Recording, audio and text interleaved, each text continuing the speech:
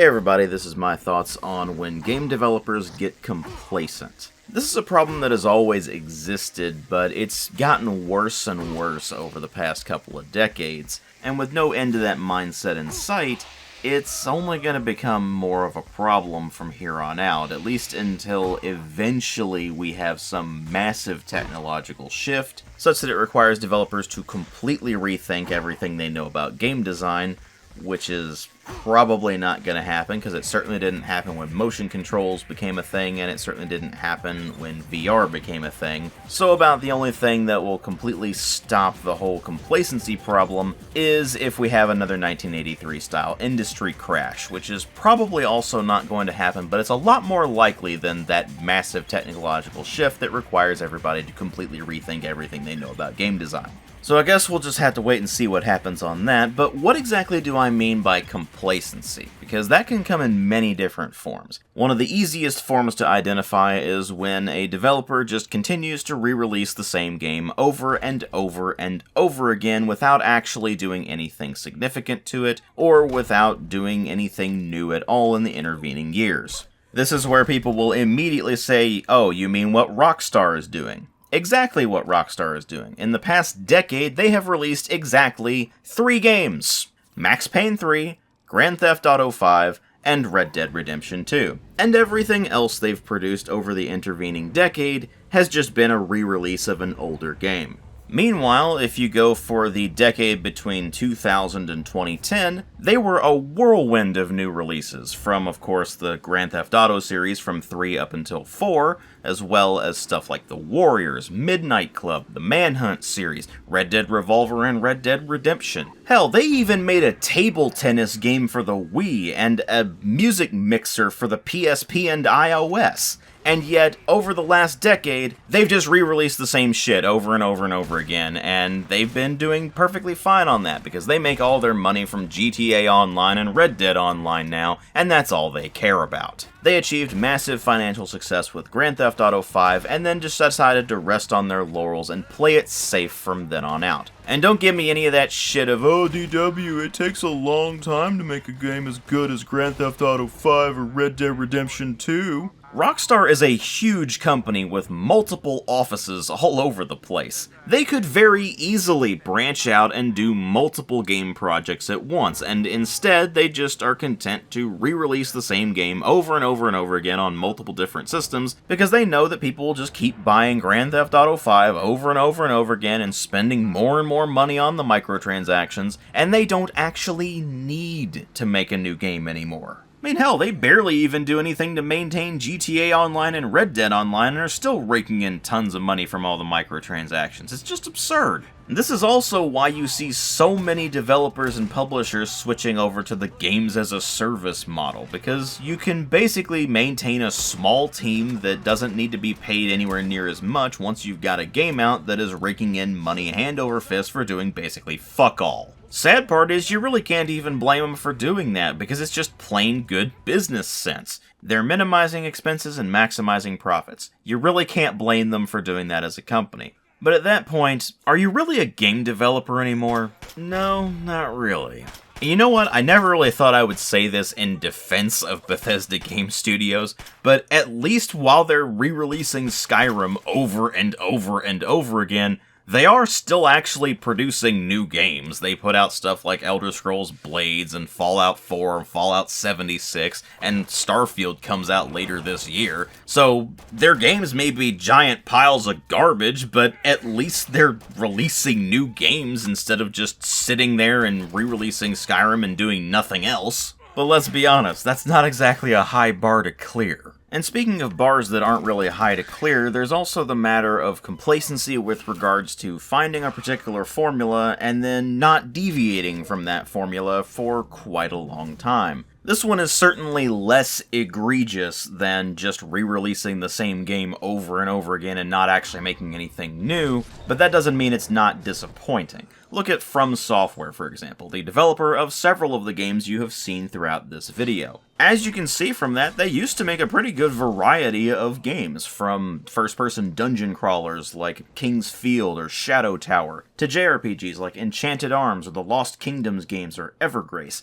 to mech action games like the Armored Core series and the Another Centuries Episode series. They've even made a couple of straight-up hack-and-slash games and a weird puzzler spin-off of the Tenchu series at one point. But ever since Dark Souls made it big, they've basically just regurgitated that for most of the past decade. And much like with Rockstar just continuing to re-release the same game over and over again, it's not like you can really fault them for it. They found a formula that became really successful, and they decided to just keep sticking with it, and make some slight tweaks here and there between the numbered Souls games, and make a few more tweaks with Bloodborne, but it's still clearly just a Souls-like with a bit of a different coat of paint. And with everything I've seen and heard about Elden Ring, it might as well just be Dark Souls 4 Open World Edition. I mean, sure, they released Deracine, but basically nobody played that. It's a VR game, so very few people can play it.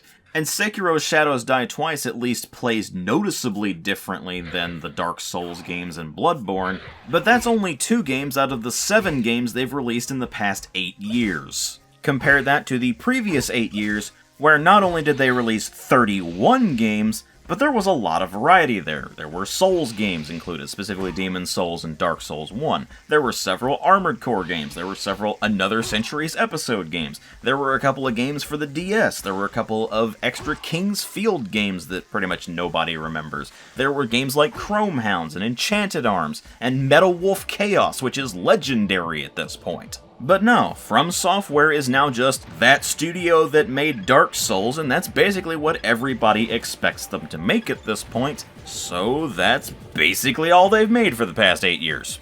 On the one hand, you really can't blame them from a business perspective. They found a formula that was pretty successful, and so they have just stuck with it and made some tweaks to it, made a few improvements here and there, and that has just led to more and more people buying their subsequent games that all play pretty much the same as the one that came before it, so why wouldn't they just keep doing that? Again, it's a sound business decision, much like just re-releasing the same game over and over is a sound business decision, because you are minimizing cost and maximizing profit. Extremely iterative game design like that is another way of minimizing cost and maximizing profit. I mean, Rebellion does that with the Sniper Elite series, for example. Sniper Elite 4 is almost the same game as Sniper Elite 3, which was very similar to Sniper Elite V2, and I'm assuming that Sniper Elite 5 is going to be pretty much the same game as Sniper Elite 4. It's certainly a much less egregious problem than just literally re-releasing the same game over and over and over again, but it still means that the developers are just doing what is comfortable and safe for them to do instead of taking some risks, trying new things, seeing if they can pull off something radically different than what they made before,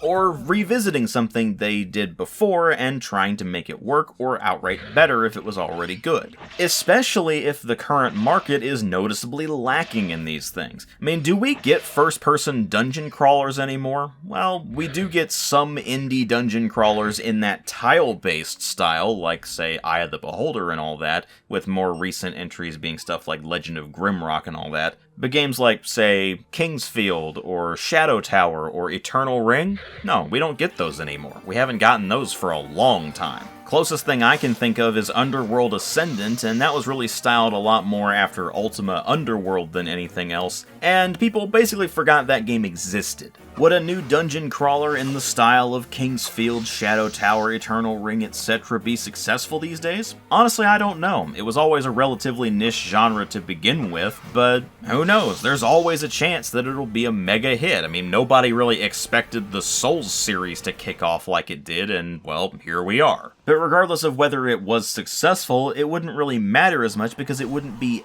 as successful as the likes of, say, Dark Souls, or Elden Ring, or if they made another Bloodborne or something like that. I mean, it does look like From Software is working on another Armored Core game, so that'll at least be some variety, but even that is a very well-established series with a pretty sizable fan base, so they know that it's going to be relatively successful. Maybe not as successful as Soulsborne games, but there have been quite a lot of people waiting for another Armored Core game for quite a while while, or at least from Software to revisit mecha action in general. Hell, I'd love another Metal Wolf Chaos, because that thing's an absolute cheese fest, but that's not the kind of company they are anymore.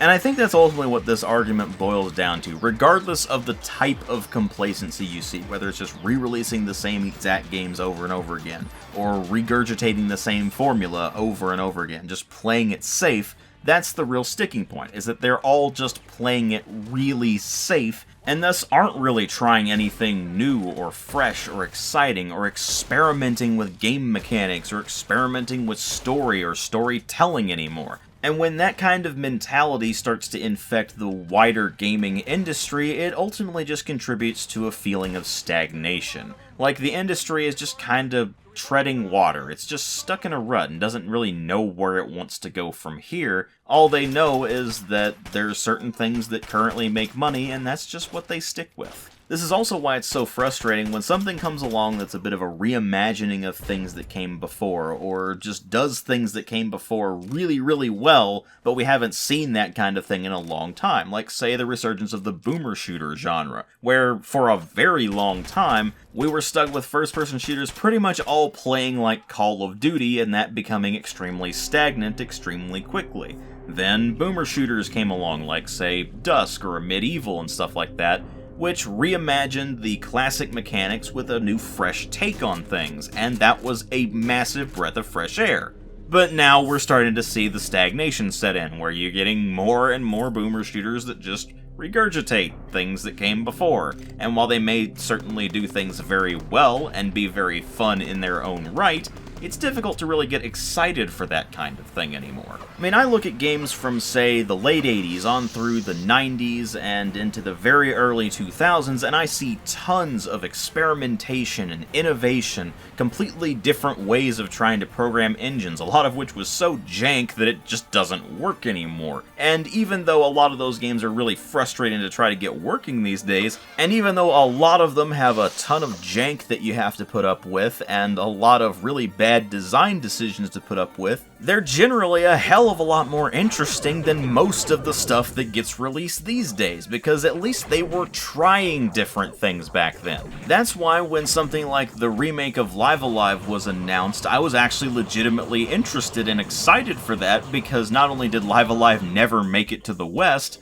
but it released almost 30 years ago, and I really can't think of anything else that is quite like it. And that's basically where I'm at. I'm pining for games that came out 30 plus years ago because they're more consistently interesting and unusual than stuff that comes out these days and is basically just the same thing over and over again, which, even if it is good, is just not all that exciting to think about. Does that mean there's no modern releases at all I'm looking forward to? Of course not. There's certainly some modern releases I'm looking forward to. Many of them are sequels, many of them are remakes or re-releases or something like that. But nearly all of them are not the kind of games where in the past I would look at them and say, okay, I need that immediately, shut up and take my money. I can think of plenty of games that haven't been available for a long time where if they were re-released then I would certainly do the whole shut up and take my money thing. But as far as brand new games, well, about the only ones I can think of off the top of my head right now are Gloomwood, Fallen Aces, Sulaco, and Trepang 2.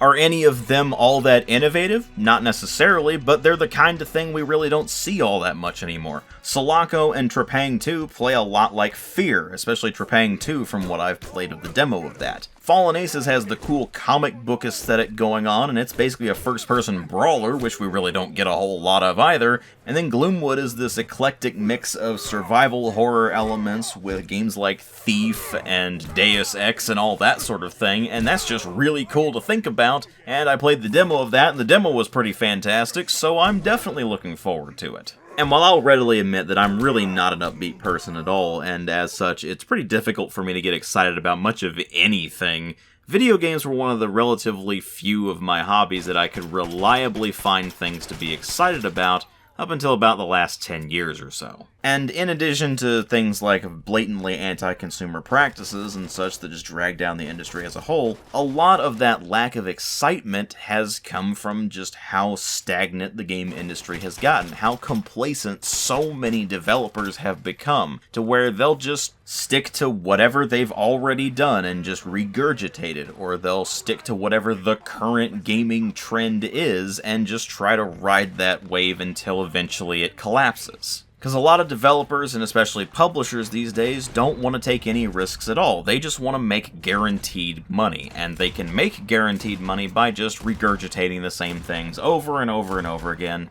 because people keep buying them. That doesn't mean there's anything necessarily wrong with making sequels, or making spiritual successors, or remakes, or remasters, or whatever, but developers and publishers especially's over-reliance on them has just gradually dragged down any of the excitement that I used to have for gaming. There are still occasionally games I get excited for, and it's not like I don't enjoy playing video games anymore. It's just that it's making it a hell of a lot more difficult to really get excited for anything new in the gaming industry. And, well, that about covers everything I wanted to talk about as far as complacency in game development goes. Obviously, some of this overlaps with the previous video I did about Sniper Elite 4 and the whole problem of side grade sequels, but that makes sense. This is a bit more of a general topic, whereas what I was dealing with in Sniper Elite 4's case was the specific idea of sequels that are basically the same as the previous game, but with some slight tweaks.